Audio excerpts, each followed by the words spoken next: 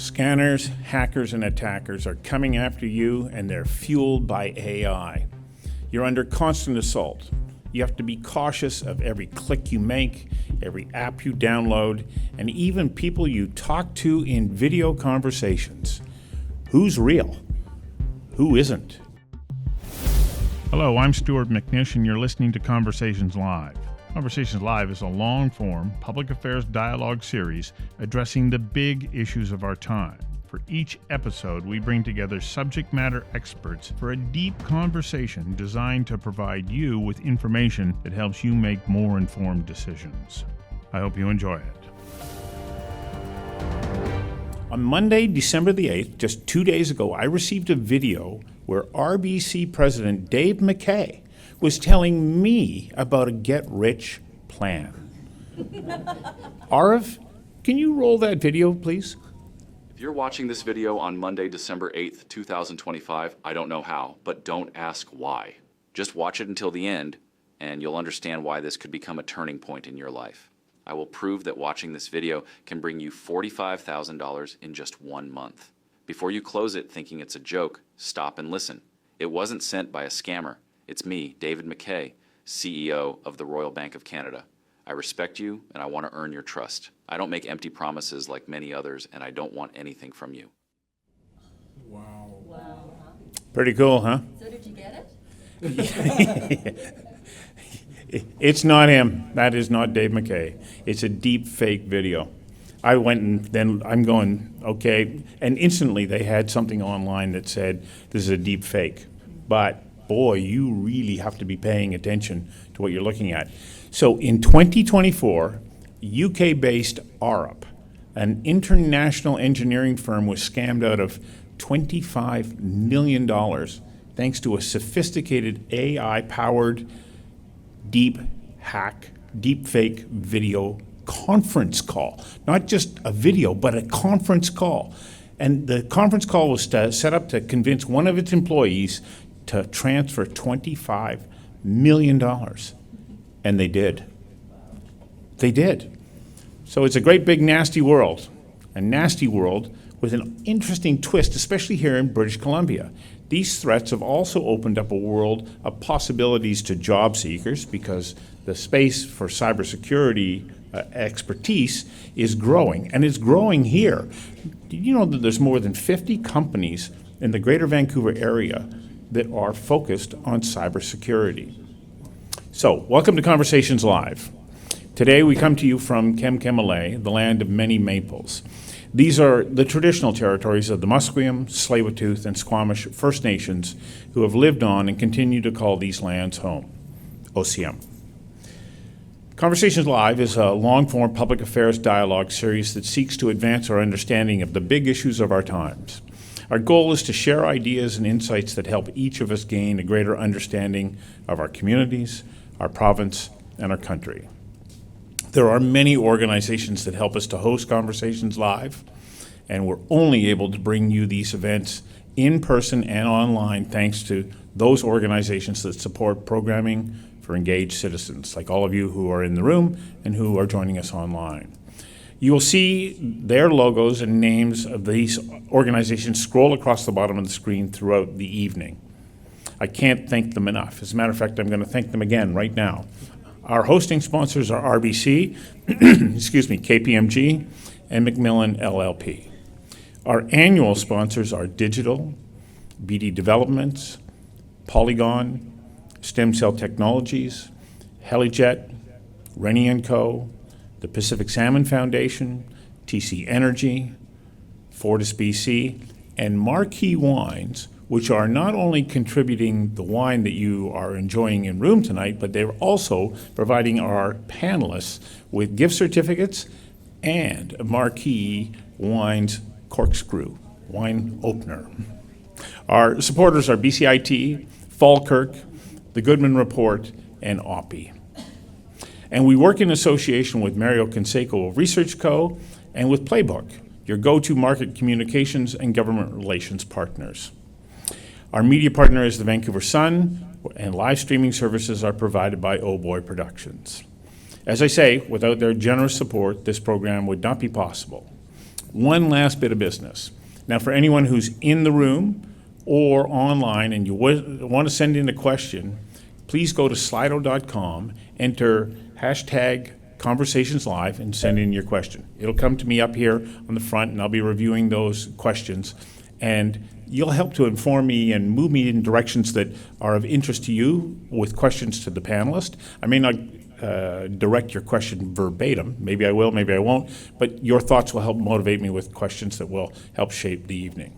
So back to our topic today. We're focused on the unrelenting world of cyber attacks, hacks, and blackmails, and more.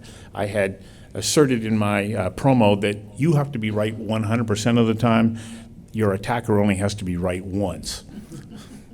So how do you protect yourself, and how could you benefit from the opportunities that working in cyber defense can offer? So it adds an interesting twist to marketplace opportunities and the founding of companies. We have a remarkable panel of experts. Milos Stajanovic from RBC, he joins us virtually online. Eric Berg of KPMG. Dominic Vogel down at the end of the panel here from Vogel Cyber Leadership. Bijan Sani of Inetco. Michael Argast of Cobalt.io. And Katie Fitzmaurice of Invest Vancouver. Now, just before we start, we always ask Mario Canseco of Research Co. to conduct a poll for us. So we asked him to get our opinions and sense of what we need to be aware of when it comes to cybersecurity. Arv, can you roll Mario's video, please? We asked Canadians about the way 7 different entities are storing and managing their personal data. The highest level of confidence, encompassing more than 3 in 4 Canadians, is bestowed upon banks. But more than 2/3 of Canadians also think their regional health authority, their utility provider, and their telephone provider are doing a good job with their personal information. The confidence rating is lower for the federal, provincial, and municipal governments. Canadians are not as self-assured when asked if these entities are adequately prepared to deal with a cyber attack data breach. More than 3 in 5 think their bank, the regional health authority, the federal government, and their telephone provider would be able to deal with this scenario. Fewer express the same level of confidence in their provincial government, their utility provider, and their municipal administration. More than 1/3 of Canadians have been exposed to 2 types of cyber scams in the past 3 years, with 38% receiving a phishing email and 34% getting a so-called Nigerian scam message. Saskatchewan and Manitoba are ahead of all other regions of Canada in being exposed to somebody attempting to acquire their personal information by masquerading as a trustworthy entity, while Atlantic Canada is where respondents are more likely to say they received an email offering them money for their help or assistance. Other setbacks that people may experience online are not as prevalent, but are still happening. In the past 3 years, more than 1 in 10 Canadians say their computer became infected with a virus while they were browsing the internet, or experienced somebody hacking their social media or their email address. Fewer Canadians had the misfortune of facing 2 more severe problems: somebody attempting to apply for a loan or open a line of credit using their name, or somebody attempting to receive a tax refund using their name. The steady presence of Wi-Fi in public spaces has allowed many Canadians to access the internet at no cost, but without proper security. While about half of Canadians who rely on Wi-Fi in public places use the internet only to check email or use social media, about 1/3 also access websites for news and information or stream video content. Still, more than 1 in 5 Canadians leave themselves exposed to fraud by doing online banking and making online purchases while on Wi-Fi, and more than 1 in 10 have paid utility bills, such as gas or electricity, in a public, unsecure setting. For Conversations Live, I'm Mario Canseco from Research Co. Okay, let's get down to it. Milos, I have to start with you. You know, at the top of the show, I rolled a clip of a deepfake video featuring your boss. You're a target. And when we spoke last week, you highlighted the need to be on high alert about deep fakes. As the video rolled on, we also saw the AI-generated version of your CEO says, "Trust me, I'm real." Like, how do we know if he is or isn't, and what do we do to protect ourselves? Well, first of all, thank you for having me on this panel this evening, and my pleasure to partake in this event. And I'm sorry that I wasn't able to be there in person this time. Hopefully for the next session. So, Stuart, to answer your question, I mean, the reality is that AI is being used by threat actors as a force multiplier to target organizations and to target citizens. And as the multimodal nature of AI allows it to generate video content, audio content, imagery in addition to text, we see threat actors looking to abuse this to effectively raise the likelihood of success for the scams that they're trying to target consumers with. So the one thing that we also notice is that this technology is steadily improving. So it's a challenge that we face not only as organizations moving into this new era of generative AI technology, but also as Canadian citizens. I got the video, I look at it, I know what Dave McKay looks like, and I know what he sounds like because I've seen him in real videos, pretty darn close. But something triggered a response in me. Do we really have to start to pay attention to our sense of insecurity around not trusting almost anybody? Absolutely. And generally what tends to happen with a lot of these AI deepfakes, especially auditory ones, what people cue into as being not real is the inflection in voice. It sounds a little too monotone, a little too robotic. Also, you notice that throughout that video, his facial patterns were actually repeated a number of times, and that's really not organic behavior for a human being. It's something that's indicative of generated content. But the reality is that this is getting harder and harder to distinguish as this technology advances. And I think we need to consider globally what we're doing to address this problem when it comes to misinformation or disinformation spreading across social media networks or other digital properties. So, Dominic, where do you think the responsibility lies? Is it in us as a user, or do organizations also play a role in saying, yeah, we're going to be on guard for you because you're our customer? Yeah, that's a really good question. I mean, like, the thing I want to remind people is that the art of scamming goes back to the ancient Egyptians, right? As long as humankind is... They had AI back then? The notion of scamming is, like I said, has always been around for as long as humankind has been there. What we're seeing though is because of the advance of AI, that multiplying factor, things are becoming that much harder to detect. The velocity, the veracity of these threats are at levels we've never seen before, right? So it feels overwhelming. But I go back to, I think it's still a dual-edged nature here in which, as people, we need to start thinking critically again. Somewhere along the line, we stop thinking critically, right? And I think it's pretty obvious that we have, as a Western society, I think we have collectively stopped thinking critically, because if we had thought critically, certain people would not have been elected president. But anyway. That's another topic. Yes, another topic. But I think it's so important that, like I said, that we start becoming more engaged with our digital devices. I don't remember where I found this. I have to dig up somewhere. But studies have shown that their brain is not engaged when dealing with stuff like email. More and more people are basically on autopilot when they're responding to an email. And there have been various studies that have been looking at like brain activity patterns, and that people are, in some cases, almost clinically brain dead when they're engaging in their email, right? So to me, part of the problem is that we need to start thinking critically again. Does that mean we need to be distrustful of people? Absolutely not. But we need to start thinking critically again.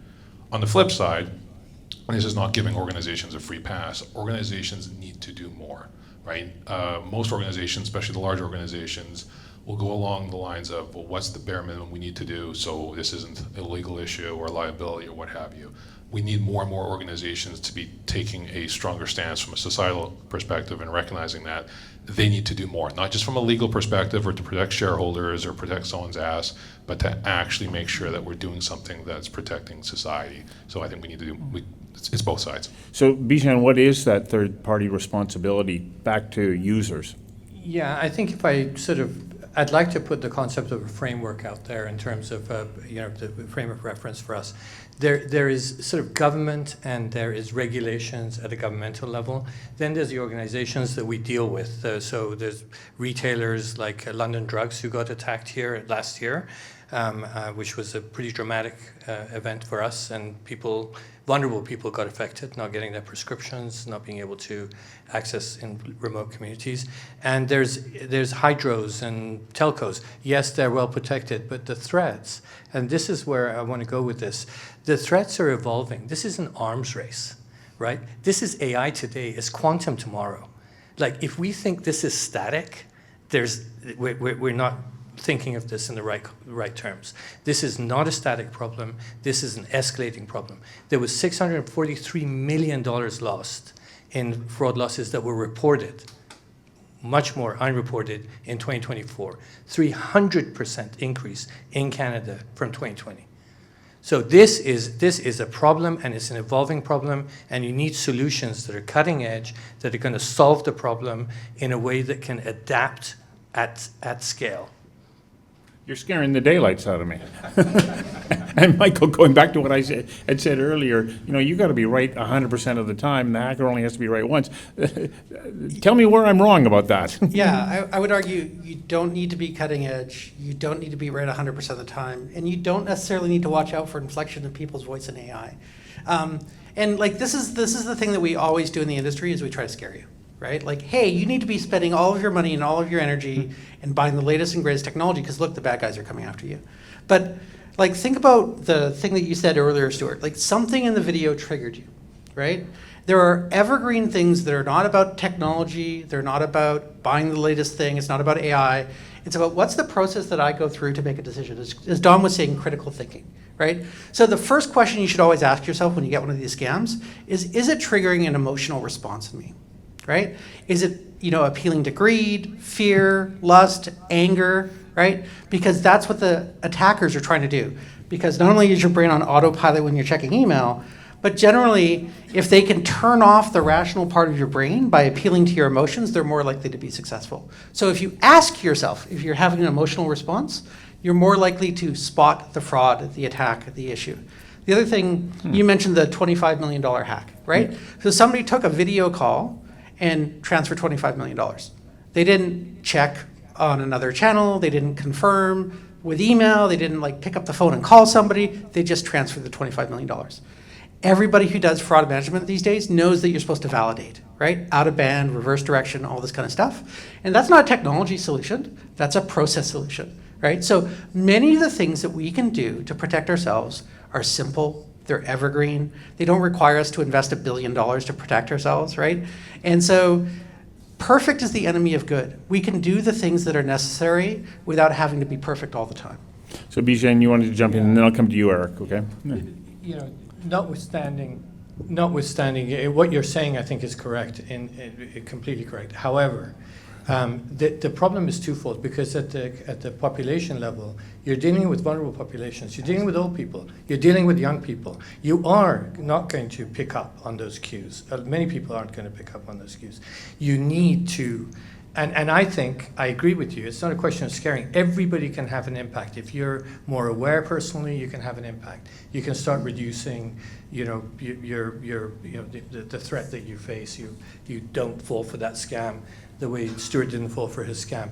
But the net of it is, there is responsibility at the regulation level to have regulations in place that drive investment at the operational level of government as well as these infrastructure. Remember, here you've got rogue players, countries, as well as organized gangs.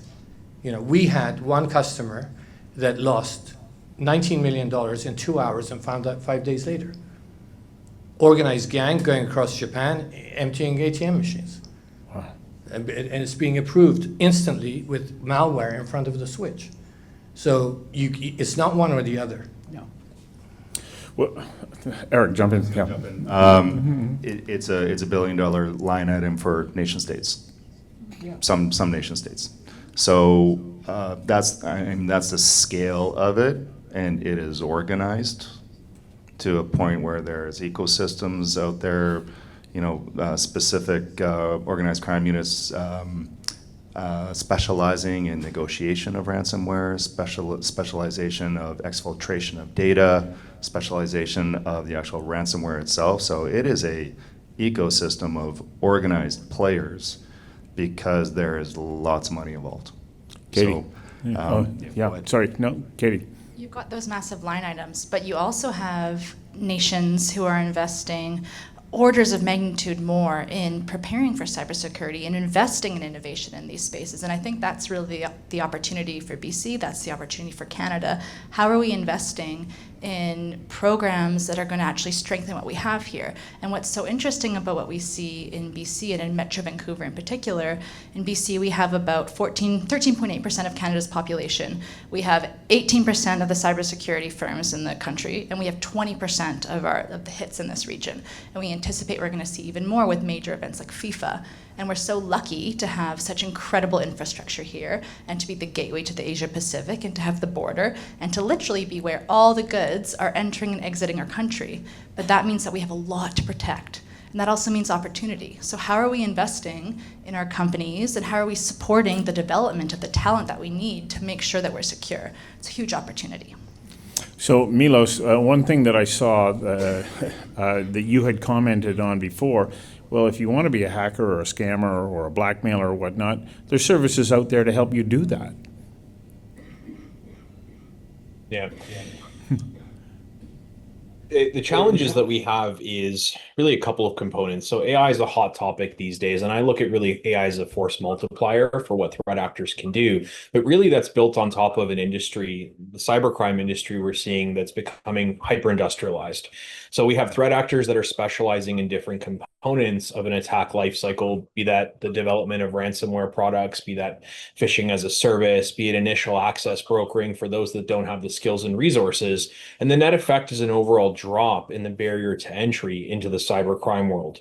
If we compound that with nation state interest and we compound it with organized criminal interest, we start to see a cybercrime engine really that is moving at paces that we haven't seen before. So, I don't think that the intent of the conversation earlier on is to say that everyone needs to be fearing using all of their systems and everything that they do. And the reality is that we can trust our intuitions when we have the luxury to do so. But there are many examples of cybersecurity professionals who've been caught in these social engineering attacks. I mean, there's a gentleman named Troy Hunt who runs a service called Have I Been Owned for years now, really based on that notion of credential breach and that data being disclosed. And he himself fell for a phishing attack, right? So it's a combination really of understanding what your threat model is. So what the likely threat that is to potentially happen to you, a citizen or a corporation or someone who works at a corporation, and then combining that with what's appropriate to defend against those kinds of attacks. But the reality is that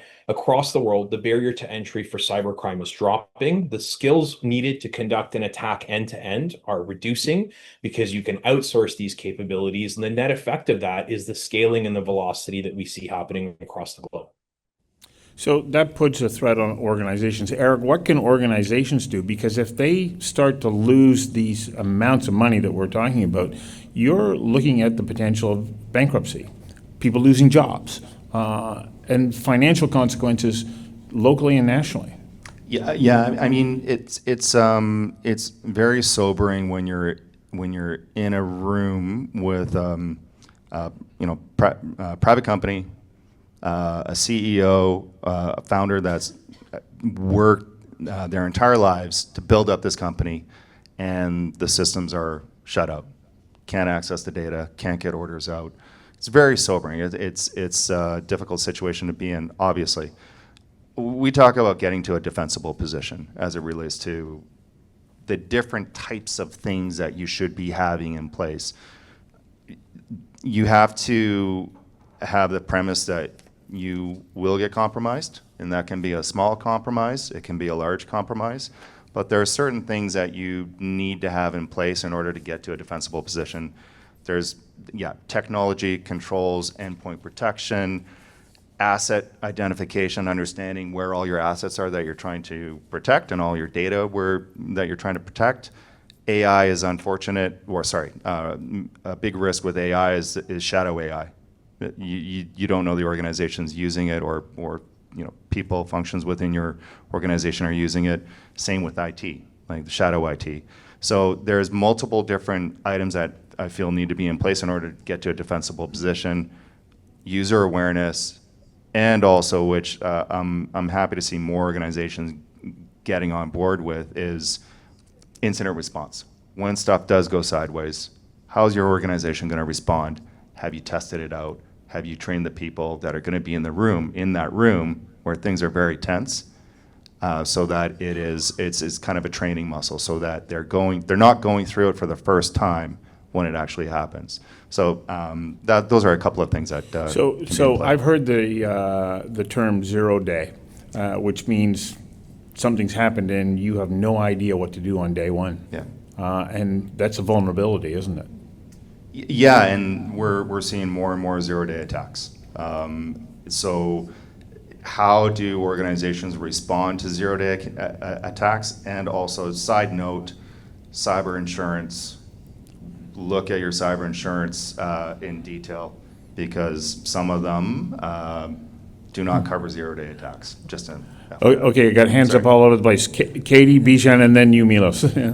The workforce development element of this is so interesting, because some of the work that we've done with Invest Talent, which is a pilot initiative that we have funded through the Future Skills Center, has enabled us to meet with some of the CISOs in the region and to understand how they're hiring and what they're experiencing. And what's been so interesting is that the pace of change that these practitioners are going through, it's so fast, it's hard to communicate to HR, let alone have post-secondary institutions keep up. And the other thing that's really interesting is when you look at these postings, 0 of them want people with 0 to 1 years of experience. They all want people to come on with years of experience, and it's not theoretical years of experience. They want people who have gone through incidences. So being able to figure out how we as an ecosystem can enable and mock some of this training in a way that's going to strengthen our workforce development is such an interesting proposition, and something that we are only going to get to if we can figure out how to do this together. Like, there's no order of government, no institution can do cybersecurity alone. This stuff is going to take strong relationships and some collaboration to figure it out. Cybersecurity is a team sport. Yeah. Bijan? Yeah, no, it is a team sport. I do think that, in terms of 0-day attacks, in terms of attacks you don't expect at all, you don't know how to respond to them. It's all about the data. The data that you collect. You need to have data that's independent of applications in the environment of financial institutions. Now, we do this for payments only. We don't cover all the areas that are in financial institutions. You need data that's independent, that's granular, that's clean, that is real time, that is actionable, in order to be able to respond and respond aggressively. I think that, that's where I say, it's really important to look for cutting edge solutions. It's not a question of replacing everything you've got today. It's all critical. It's that team approach. You need more. You need another layer. You need a layer that's going to respond to these type of attacks that are coming. And the problem's getting worse. I mean, Milos, you talk about AI. Absolutely, yes, but it is going to continue to evolve. It's going to be, they're going to get smarter, they're going to get deeper, they're going to get, the criminals are just going to get better. They pay more. Today, somebody comes out of university, they have to decide, are they going to be a good guy or are they going to be a bad guy? Right. The bad guys sometimes get paid more. Milos, you want to jump in on this topic?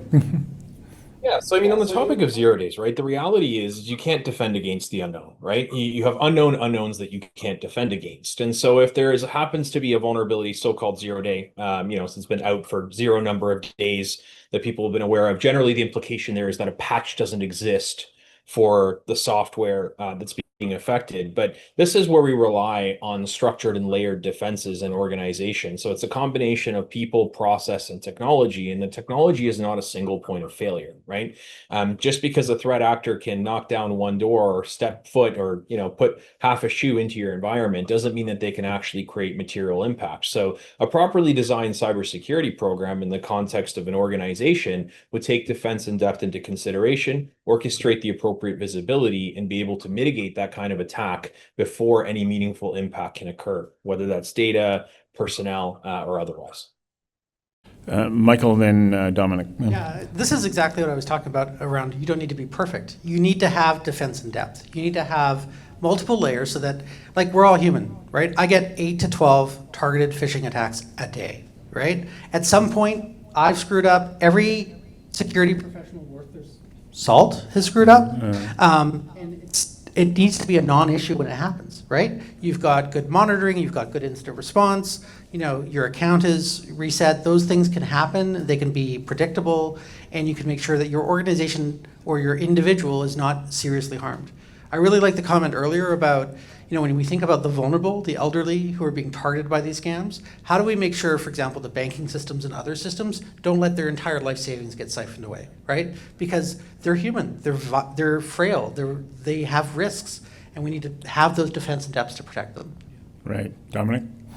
Yeah, and I mean, building off what Milos and Mike was saying, I mean, it's around resiliency, right? There's not enough resiliency in the systems that we create. The fact that someone can click on something and bring down an entire corporate network, that's not resilient, right? That's actually really shitty engineering that we have created networks that can be brought down by one click, right? So we need to create greater resiliency in corporate networks. To your point there around, like, people shouldn't be able to have their life savings drained because they just clicked on something, right? The banks need to have greater resiliency, especially for the most vulnerable elements of our population. So as a whole, from an ecosystem all the way down to our individual systems, we need to have greater resilience. And obviously that's built off defense in depth, but to me, we're looking at this to me as a living organism. Any living organism that's going to be successful and thrive needs to have levels of resilience. And we're not doing that right now. There's not enough levels of resilience. And so the analogy I like too is, like, over the course of my career, and I'm sure everyone here can appreciate the fact that for much of cybersecurity's existence, or InfoSec as it was called back in the day, it was around prevention, right? Most security tech companies were built off selling preventative stuff, but that doesn't get you the full picture, you know? And to me, the analogy I always use when I'm talking to my clients is, think of like a life threat like something like cancer, right? You have to couple resilient, when you look at it from a resilience perspective, there's prevention, right? There's stuff you can do, eat well, stay away from certain things, get good sleep, what have you. But you need to couple that with early detection and rapid response.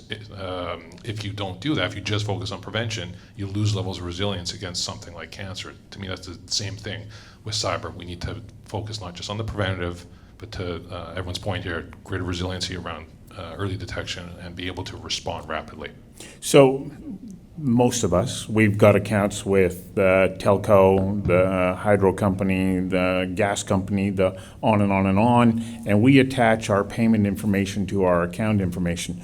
What responsibility lies with those organizations to protect us? Because how do we know that they have the systems in place to silo off an attack? The same way that you're suggesting, okay, maybe the bank could help the elderly by going, okay, we're actually going to talk to you and we're going to set up multiple accounts for you so that one click isn't going to clean you out.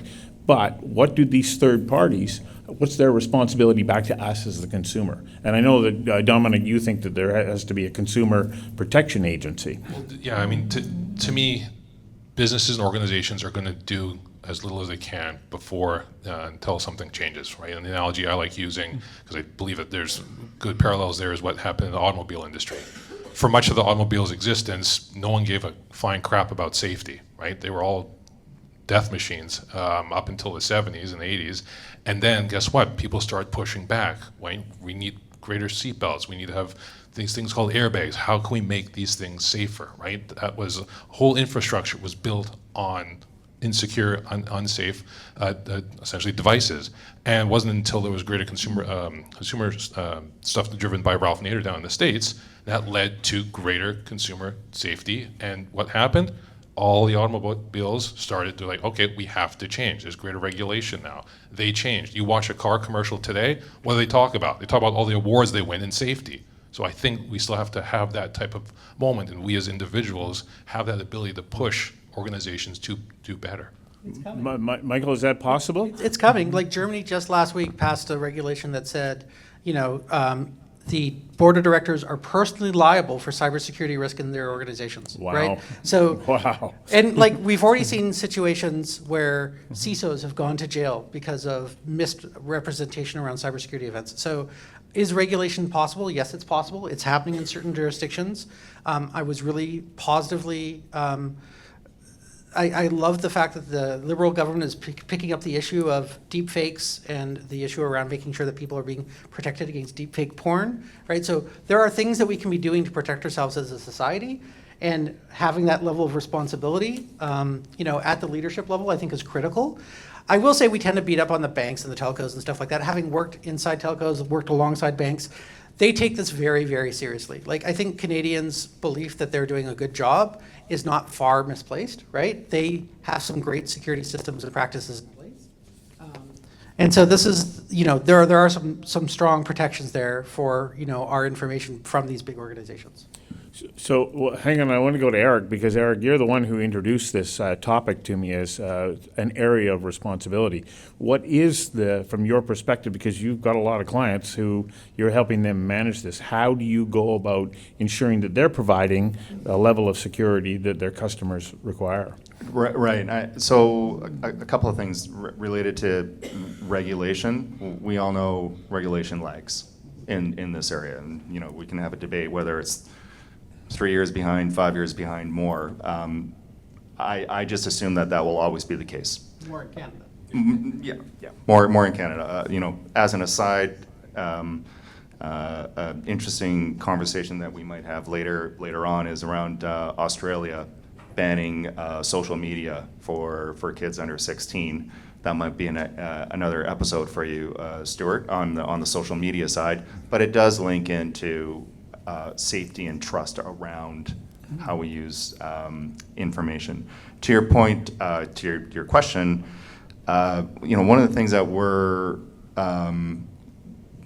dealing with, discussing more and more, is third-party risk. So we, like organizations, companies, don't operate in isolation. We all have partners.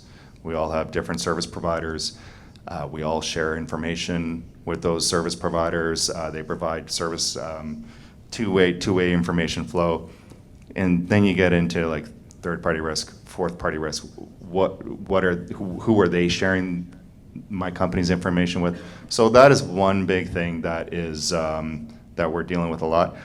I'm kind of optimistic about kind of the intentions of companies, but more and more they want to do the right thing, whether or not they have the budget or resources, but they want to do the right thing. I'm having conversations with companies that are doing the right thing, taking care of their customer data, taking care of their employee data in a very responsible manner, to a point where might be including it in on their ESG report, around kind of on the social side, because it is a social responsibility for them to care for the custodian of their customer data. So I like little stories like that about doing the right thing and making it not just a cost center, but a way to help expand your brand and build trust in your brand. So I want to put, Bijan, sorry, you go ahead. I was just going to say I completely agree with you, Dominic, in terms of the consumer protections that need to be protected, and we do need regulation. And it being 5 years behind, I choose to be more optimistic than that. And I do think the federal government, with standing up the Financial Crime Agency, it looks like they're serious about it. So I do think it's really important to drive and have minimum regulatory standards in place to drive organizational behavior. Because I do think that at the end of the day, organizations won't invest at the level they need to. I think at the end of the day, they won't look at multi-tiered defenses. They'll say it's good enough. We've got XYZ in place, and it's good enough. And good enough is not good enough. They need to do better. The agencies, governmental agencies, and the hydros, telcos need to do better. Katie. The organizations that I worry about, sincerely, are not necessarily the larger ones with more than 50 employees that can afford to have a cyber member of their team, can afford to invest in these areas to upskill their team. I'm concerned about the SMEs in our ecosystem. In BC and in Canada, we have so many. There is such a cliff of companies with more than 50 employees. So for those small, medium enterprises, how do we work together to support them? What does that look like? What is that infrastructure? Because they're doing this off the side of their desk. Just talk to Mike. Yeah. Seriously. You were setting up Mike. Yeah. So I've been in cybersecurity for 25 years, and I started Cobalt specifically to solve the problem of SMEs because they don't have the resources. We partner with RBC on Beyond Banking to help their customers. This is an important thing, and like we're just getting started. We've got 1,000 customers globally at this stage. We're building a great BC-based security company because they don't have the resources, right? But it turns out that for a small amount of investment of time and resources that we can provide as a shared service, you can bring services to that market very cost effectively. Generally and historically, cybersecurity professionals have been dragged up to enterprise because that's where all the money is, right? But SMEs are very worth protecting. Like, a large bank can take a cybersecurity hit every other day. What's the antenna there? Oh yeah, sorry, I'm holding it wrong. Can take a cybersecurity hit every other day and get on with business, but an SME will be wiped out. Somebody who spent 10 years building that business will see all their employees laid off. And so it's a mission worth focusing on. Now I can sleep. Yeah. So Dominic, you said, so many companies are doing the bare minimum, and for a lot of them, maybe that's the best that they can do. But I want to go to Milos because, Milos, you had used a phrase, I'm not sure whether or not you coined it, but it resonated with me, offensive security. What role does that play as we move forward? Rather than being just in a purely defensive mindset, what is offensive security and how important is it that we start to think in that manner?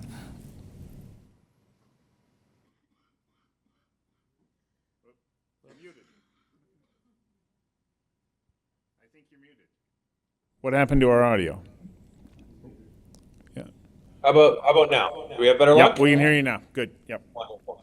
I'll apologize in advance before I issue my response. We have a massive snowstorm over here in Ontario. I've got about 2 feet of snow on the ground, which is why I keep dropping. So if I drop again, my sincere apologies. I'll do my best to reconnect. But Stuart, to your question around offensive security, I certainly didn't coin the term myself. This is really a field of cybersecurity that concerns itself with emulating or simulating attack as real as possible within the bounds of legal limits, obviously, to help organizations understand how their cybersecurity program responds across people, process, and technology when that kind of attack stimulus is injected. And so we talked about incident response. We talked about being able to respond rapidly. The reality is that appropriate response happens through practice. And offensive teams can not only find things like vulnerabilities, but they can do long chained attacks on an organization that target objectives that are critical to their business or to their clients, and help that organization understand how does the cybersecurity program actually work, what works well, what needs to be improved, and that process can be conducted iteratively to gain value every time you go through it. Almost like having war games. Absolutely. Yeah, Katie.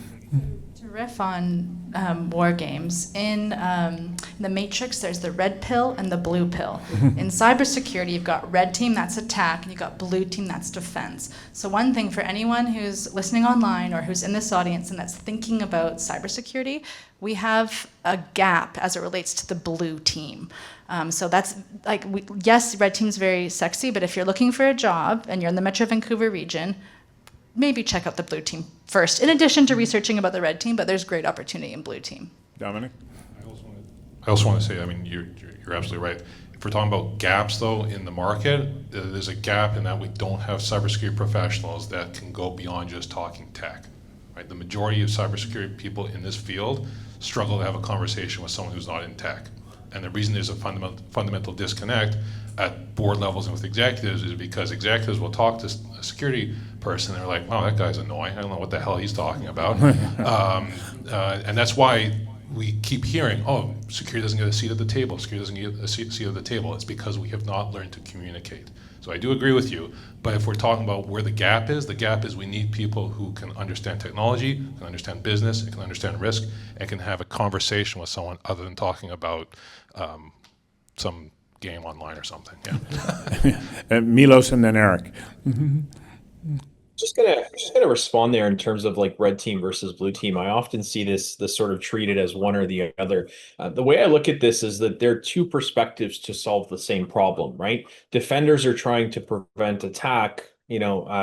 Ethical attackers are trying to illuminate strengths and weaknesses in defense. And this is true in kinetic warfare, right? I mean, any military out there or army certainly would understand offense in order to inform their defense. It's a lesson we learned thousands of years ago, if not older than that. So I try to kind of not create that delineation where I can, right? Attackers and defenders both working to save the exact same problem, to improve the exact same problem from two different perspectives.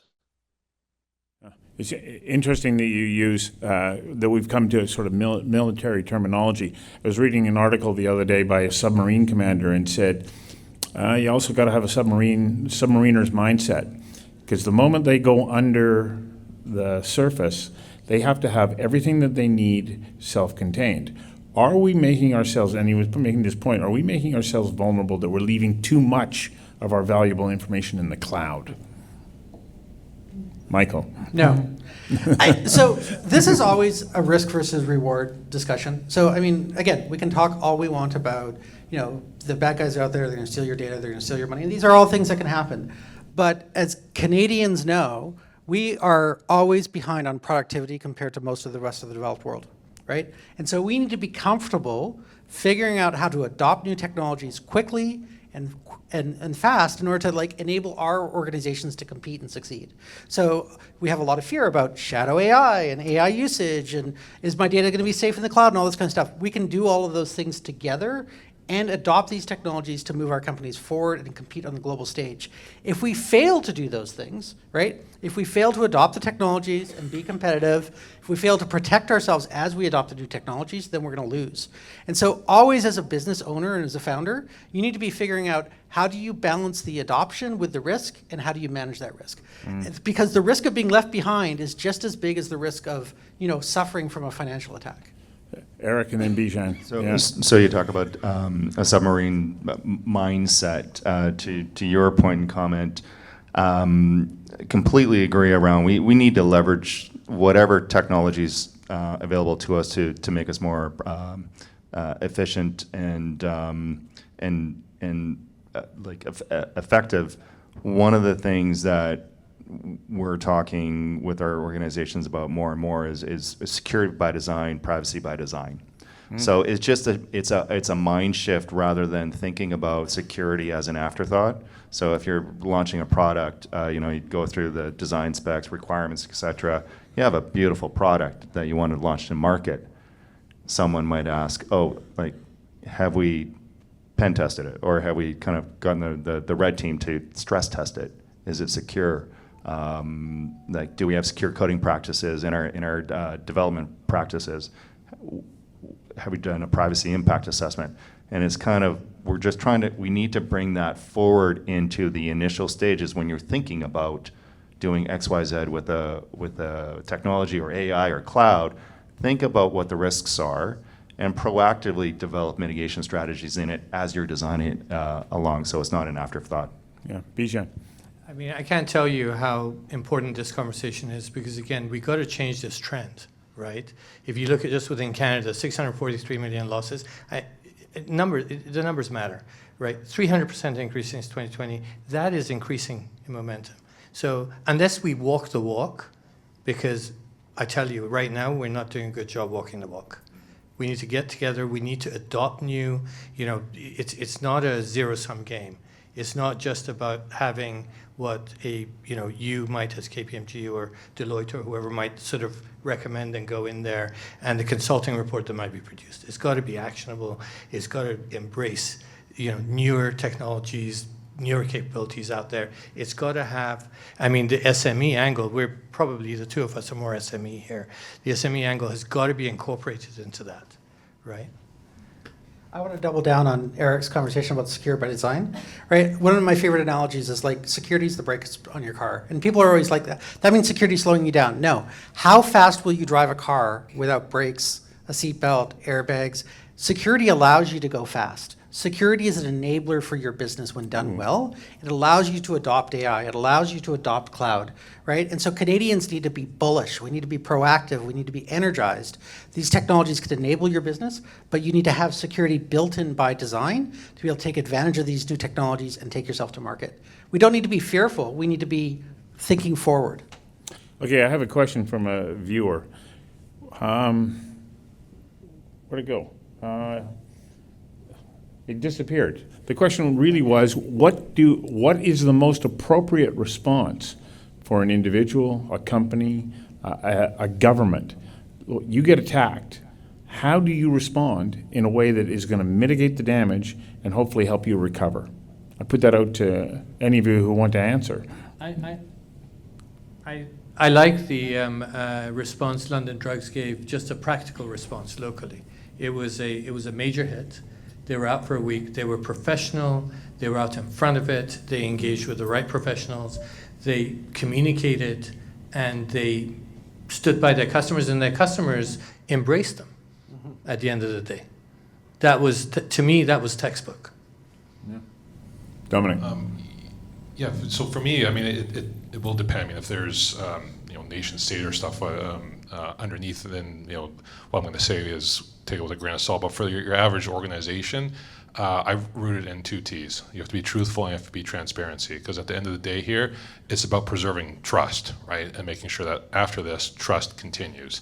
London Drugs, I will say, did do a good job, but that was after like day 2. Like they said it wasn't ransomware, and then it ended up being ransomware, and then had to wait another 4 days before someone meaningful said something. So it wasn't quite textbook, so I will slightly disagree with you there, but it ended up being textbook, but it took them a little bit to get there. But like I said, to me, it's rooted in being truthful and transparent. I unfortunately see far too many organizations, particularly smaller organizations, that will just say, well, what can we do to sweep this under the rug, right? That's not how you preserve trust, right? That's not how you keep your employees trusting you, and that's not how you're gonna keep your customers trusting you, right? So we live in a day and age where this stuff happens. It's okay. We need to destigmatize it. Just because you got breached doesn't mean that there's something wrong with your organization. It means that this happened. You're gonna own it. You're gonna say, this is what happened. This is what we know. Here's what we're gonna do. Here's how we're gonna preserve your trust. And the last thing is, I hate reading the same legal boilerplate time and time again, the sophisticated attacker and all that other bullshit. Say something human, say something meaningful, right? And speak from the heart how you're gonna keep trust going, right? Enough of the legal bullshit. So Milos, Eric, and then Bijan. Milos. I'll try to just inject really quickly, right? I think the response is different depending upon whether we're talking a small organization, a large organization, or we're talking about an individual. But I think what rings true across all of these categories is that we're all terrible at making good decisions in a moment of crisis. And therefore, we should think about what those decisions would be, how we would allocate responsibilities, and what we would do ahead of time. So really the theme around that is preparedness, right? Organizations should think about crisis management planning, having a crisis management team, incident response, being able to do disaster recovery planning or business continuity planning. And that doesn't have to be very elaborate if it's a small organization, but defining who's authorized to make decisions, who can handle certain situations, who's responsible for taking certain actions in your organization gives you a structured method to respond in a controlled manner. It also helps you understand what you're obligated to do as an organization. If you're regulated, for example, if you handle certain kinds of data like health data, you have legal requirements to disclose those kinds of breaches. So I think that the theme is preparedness, right? And having thought about this, organizations can go as far as doing red team exercises that are lengthy, require significant involvement, and can take months to execute to understand what may happen and to learn, or they could take more cost-effective approaches like cyber tabletop exercises, where they talk through these different scenarios, we challenge assumptions, and then we learn and discover where we can improve before a real attack happens. Eric? Just to add on a couple of points. One, preparedness. Too often I ask the question like, do you have an incident response plan? Have you done a tabletop exercise? Yes, we do. Okay, who was at the table when you did your tabletop exercise? And it's all IT. So that's not a reality. You need the entire organization to respond. Second thing, kind of key breakdown areas is in the communication, what Dominic was talking about around transparency. No offense to people in marketing but someone in marketing should not be writing the announcement. I've seen too many situations where, and they're not trying to sweep it under the rug, but it's not truthful. Too many adjectives, too many things that, like, can you stand behind that statement? Yes or no?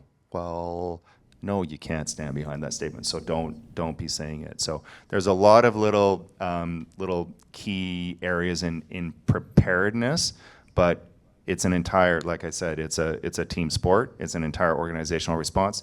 Final comment is include your key suppliers and partners in on that testing, or that even if they say no, we don't have time for it, it's a good thing that you're reaching out to them. So we're including more key service providers and partners within the organization at the table to partake in these tabletop exercises. Well, Bijan and then Michael. And then I want to just twist the topic just a little bit here about what the job and economic opportunities are for honest actors. I'm not going to say much more about preparedness. I think it's critical, and I do think small, medium-sized, even the person at home can be prepared to some level. They can make themselves knowledgeable and ask questions around whatever they need to. So preparedness is important at all levels, and I think everybody can contribute to that. I think in the trust and the communication, I agree. And Eric, the one thing I would say is that maybe marketing shouldn't be in front, but neither should IT. We don't want gobbledygook. It's got to be somebody who stands there and speaks, language that folks can understand. And that should be part of the exercise as well. There's standard scenarios, but like it should be planned out in advance.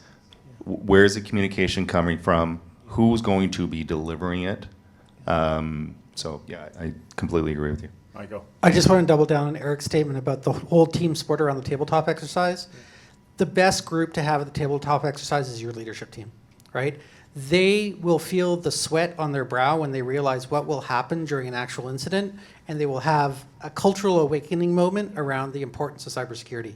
Cybersecurity at the organizational level starts at the top. Having your leaders through the tabletop exercise, understanding the impact of an incident, thinking about it deeply, internalizing it, will drive more focus and investment across the organization. It's a great add.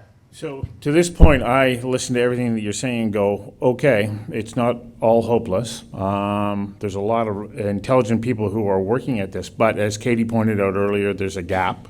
There's a talent gap, but there's a huge opportunity. Katie, there's some pretty exciting things happening here in Vancouver, though. So tell us what's happening that provides opportunities for companies and for people who may be displaced from other jobs within the tech sector.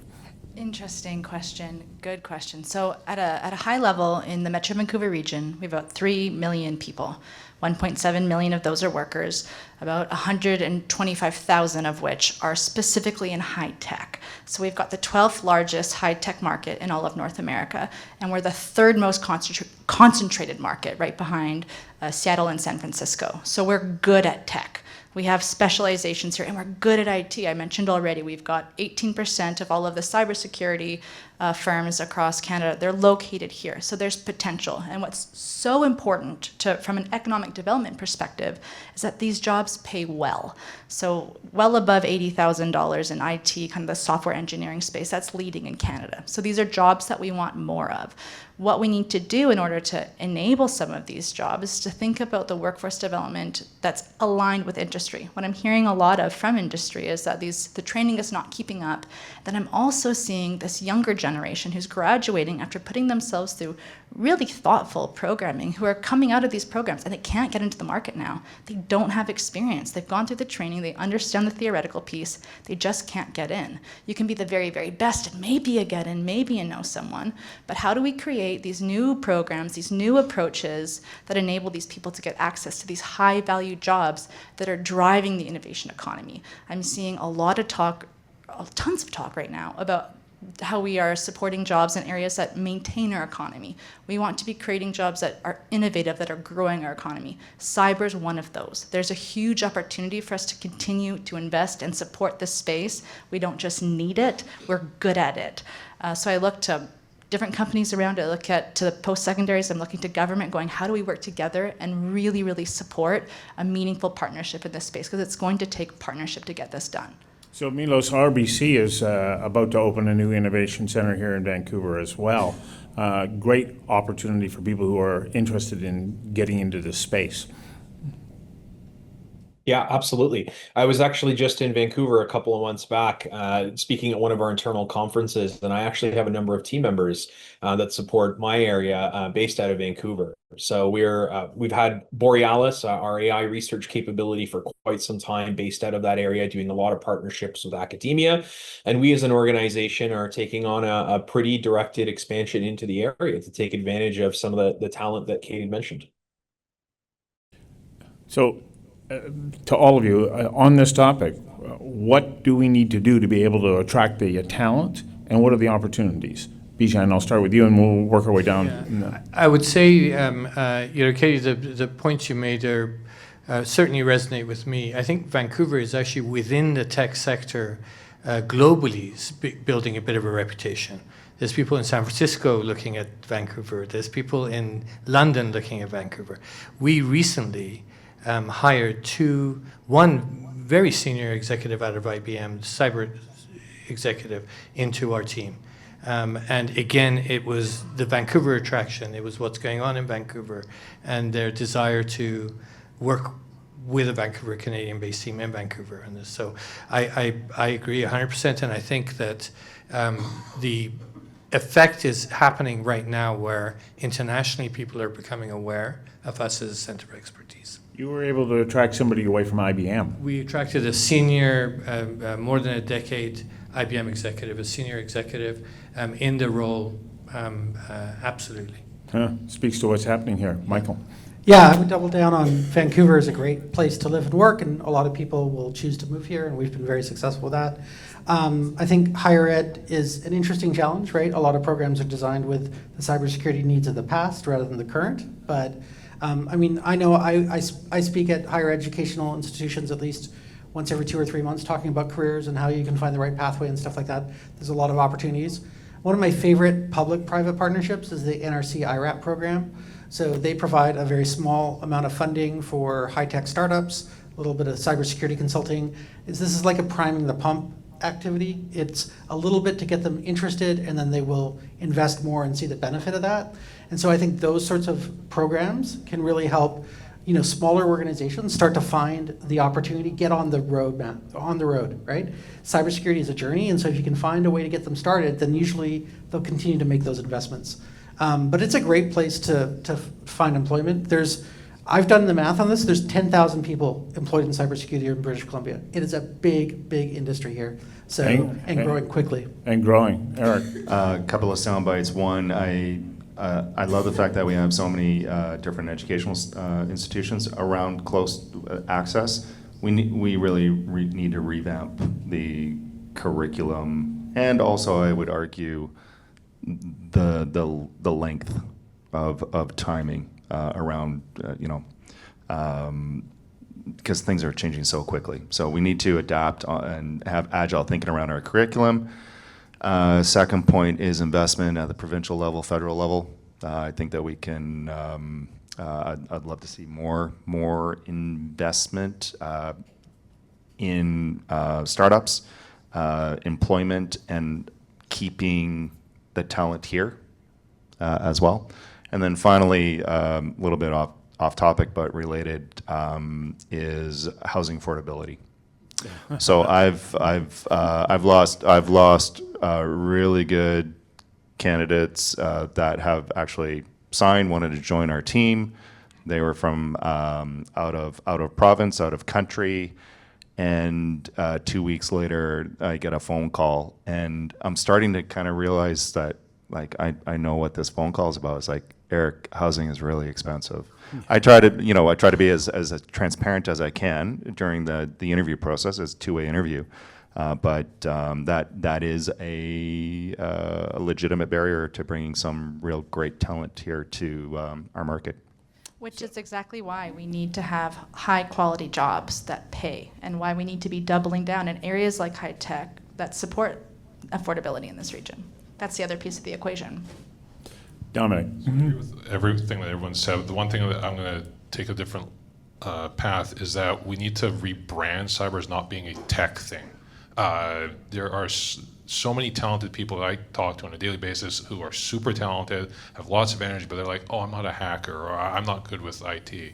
Some of the best security people that I know, one of the smartest security guys I've ever met, his background is in music. That's what his degree is in, music, right? And he's one of the smartest security minds I've ever met, right? So we need to brand or rebrand and recognize and help people understand that, yes, there's technical components. Yes, there are very technical jobs in cyber, but it is a big field. It has changed tremendously over 20 years, right? I know Mike won't disagree with me. Like when we started, it was very technical, right? Now you don't have to be a technical person to succeed in this field. So we really need to rebrand, because you look at everyone who's graduating with non-technical degrees, many of them are struggling to find good jobs, right? So there's inefficiencies in our system here where those people would be, if they're great thinkers, they're great writers, right? These are people who would do absolutely terrific in the field. So we need to rebrand, and it's not just a field for technical people. When you brought up the point of the musician, you reminded me of Hedy Lamarr. She and her husband, they developed the communication code system for the U.S. Navy during the Second World War that led to Wi-Fi. So the talents can come from everywhere. You know, I was worried that you guys wouldn't be very excited or enthusiastic about the topic tonight, and that we might not run out of material before we got to 6 o'clock. We're already over, but I want to have some closing comments from each of you. Let's, Milos, because you're way out there in the east, let's start east and move west. Even though you're on the western side of the room in this building, I know it makes no sense. Closing thoughts from you, Milos. Yeah, absolutely. I mean, I'll riff a little bit on that conversation around how do we ensure that jobs exist and that we attract talent.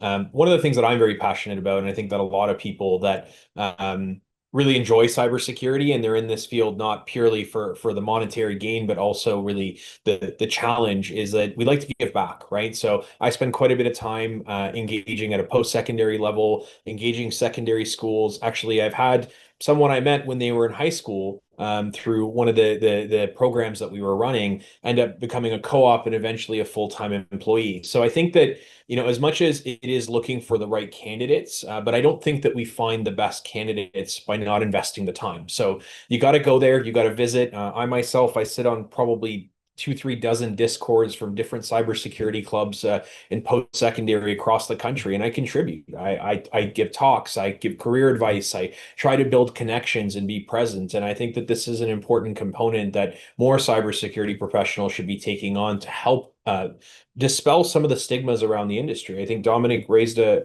very good point, right? Cybersecurity used to be considered this very narrow sliver, but the reality is, as we digitize everything around us, cybersecurity grows at the same rate that tech does, because almost all technology we generate has to be secured to some element. So I think there's a lot more that we could be doing as an industry in terms of engaging the next generation of talent, nurturing and helping them get into this industry.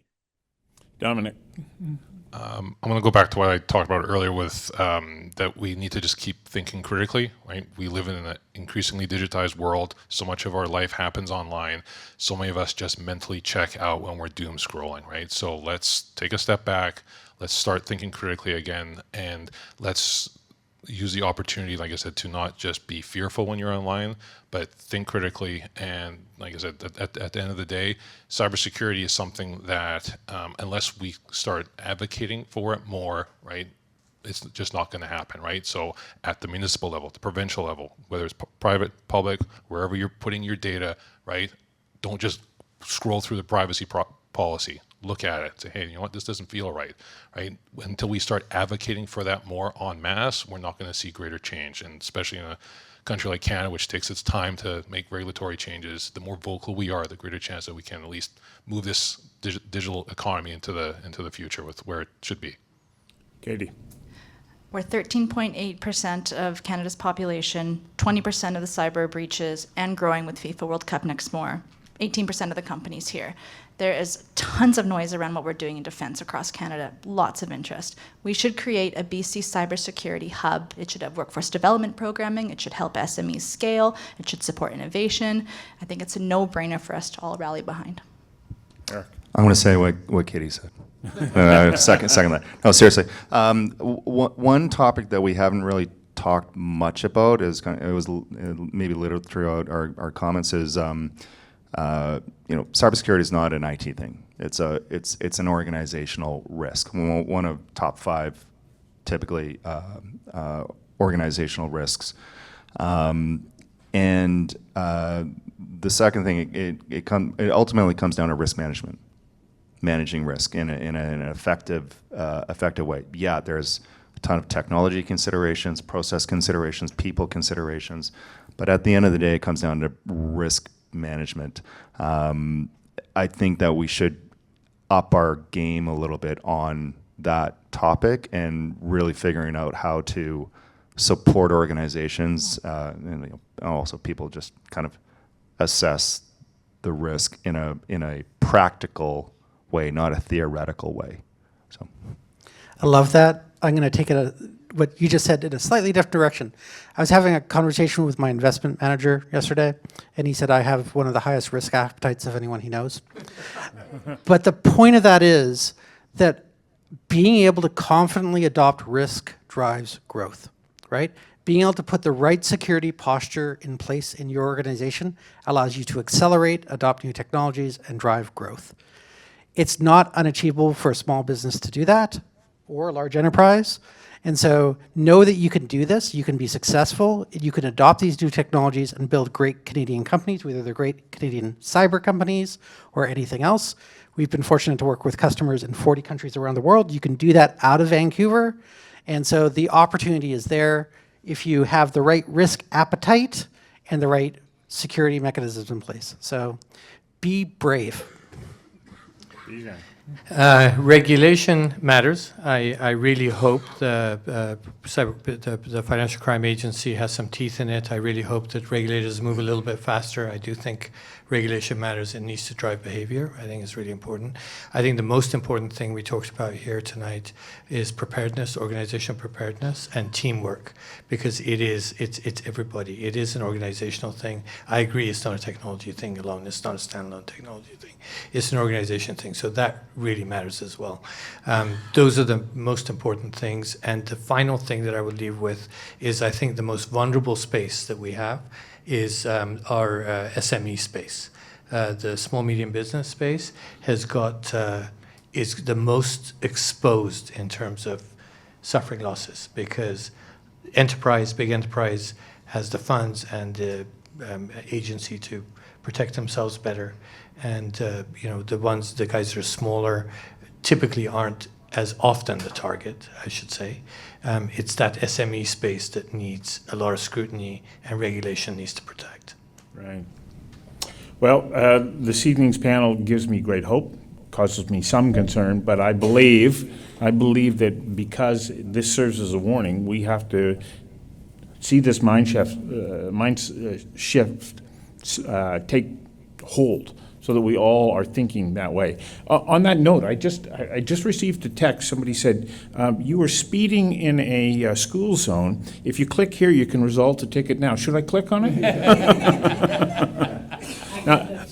You got the same one, yeah. I didn't click on it.